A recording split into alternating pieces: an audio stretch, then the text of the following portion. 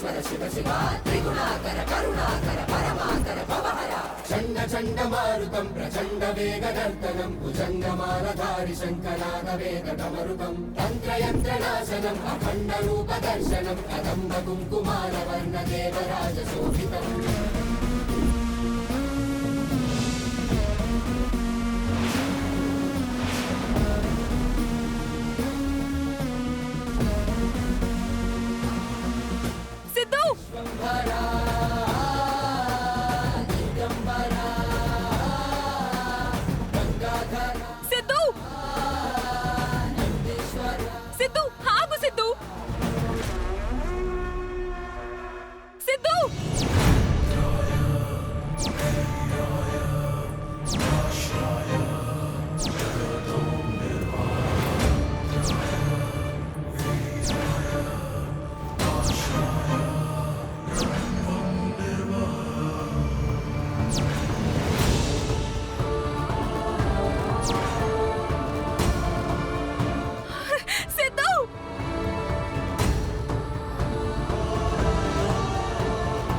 సిద్ధు ఆగు సిద్ధు, ఏం చేస్తున్నావు సిద్ధు? నా మాట విను సిద్ధు.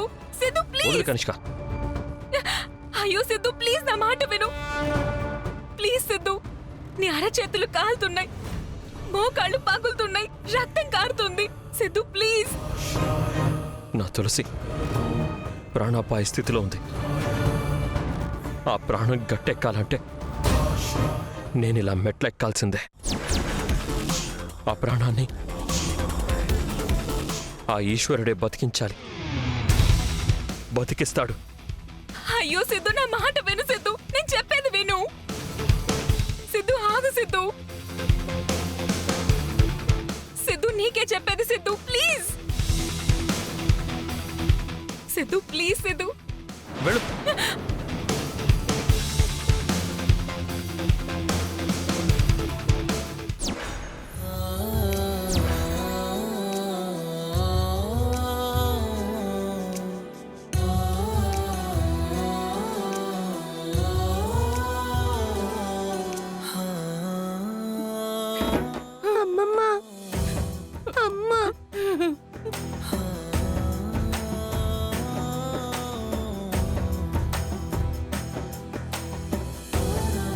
ఏడవకమ్మా, అమ్మకేం కాదమ్మా, నువ్వేం భయపడకు, సరేనమ్మా?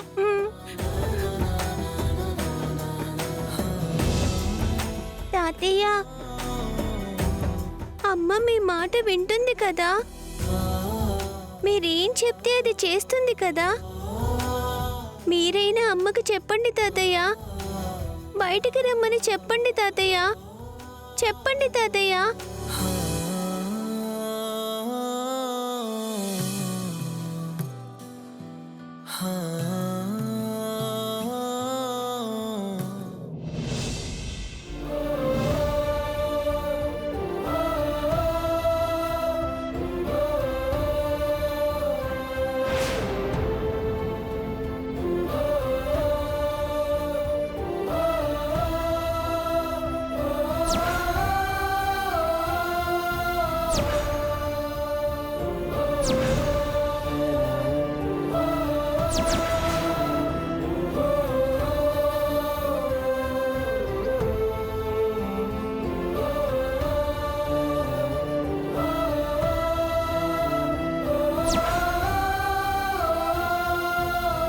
ఇక్కడ ఈ అఖండ దీపం కొండెక్కితే సిద్ధు దీక్ష ఫలించదు కాబట్టి అక్కడ తులసి పాడెక్కుతుంది.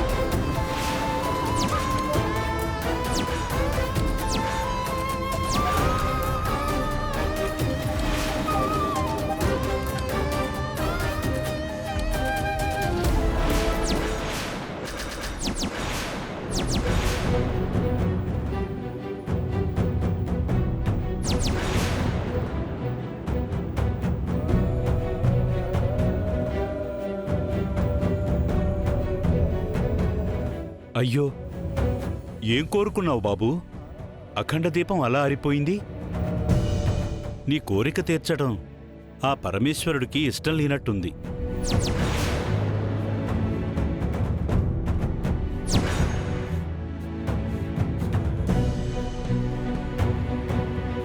నాకు కావాల్సింది కూడా అదే.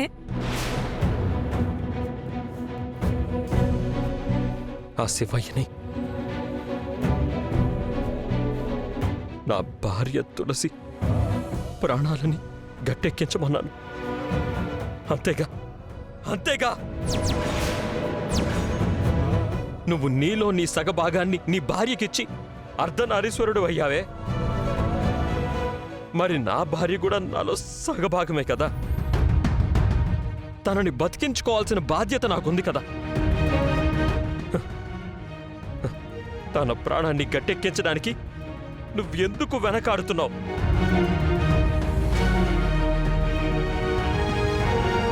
తనే తప్పు చేయలేదే.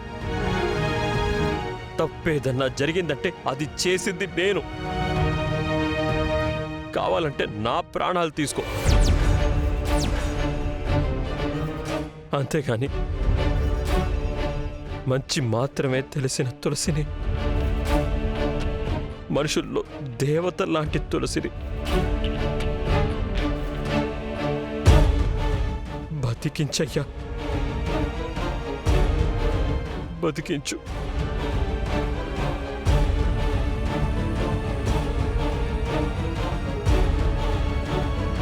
తులసికే తెలియకుండా తన మెళ్ళలో తాళి కట్టింది నేను. తను నా ఇంటికి రానన్నా వెళ్ళి బలవంతంగా తీసుకొచ్చింది నేను. తను నా భార్య అవ్వడం వల్లే నా తులసికి ఈ పరిస్థితి వచ్చింది.